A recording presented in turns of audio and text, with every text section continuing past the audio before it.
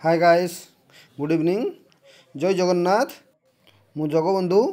Welcome to my new blog. आज संध्यारे मु आसती जयगुरु समाज को। तो ये बहुत सुंदर सत्संग करा जाउछि। सत्संग रे बहुत सुंदर सुंदर वक्ता अछंती। तन्मध्यरु मदन भाई एबे तांकर वक्तव्य रखिबे। से भगवान सानिध्य पाइबार गुरु ज्ञान आपण मानकु देबे। तो सुनिबा मदन भाई कंठरू। तो आजिर भिडियोटी जदि आपण मानकु भल लागे ताहाले अधिक मात्रा रे शेयर करंतु एवं लाइक टे करंतु।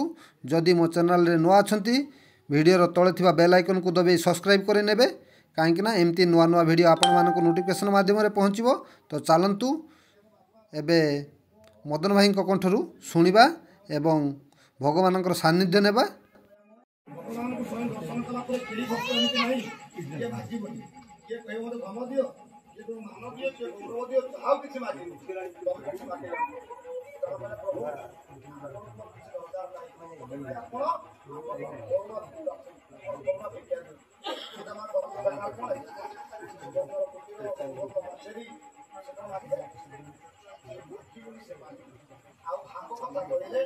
भगवान बहुत भल लगे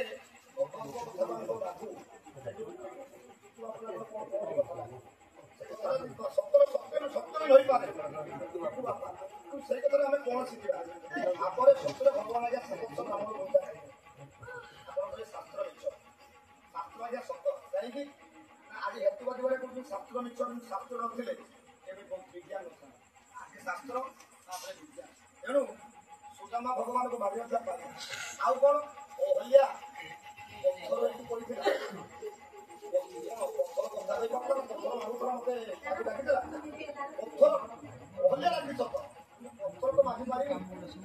भगवान आस पाद भगवान को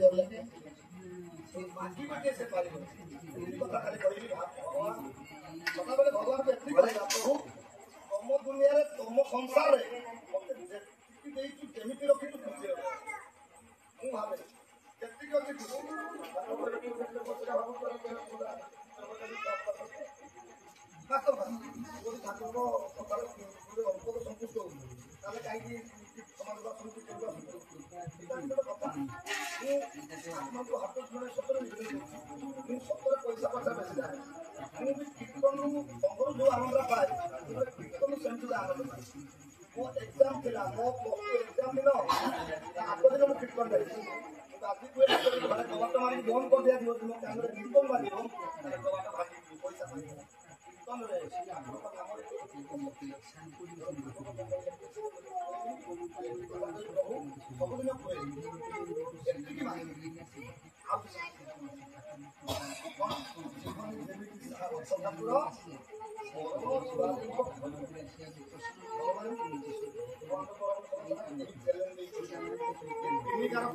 चैलेंज दवा ठाकुर चैलेंज दवा जे मोर शेष भक्त मुक्ति न पाया पर्यंत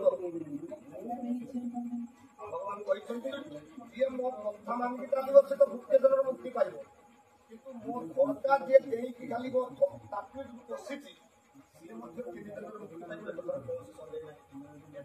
पहिला परे आमे कोन सदा बेले धन संपत्ति पत्र मांगे आ भगवान कहिले सब सही जे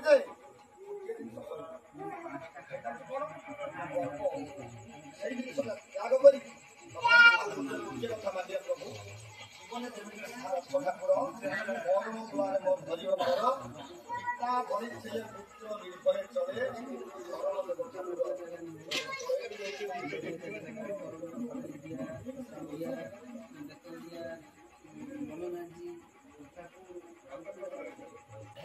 आजर ब्लॉग रे बहुत सुंदर वक्तव्य सुनिले।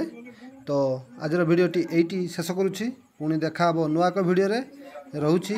जय जगन्नाथ।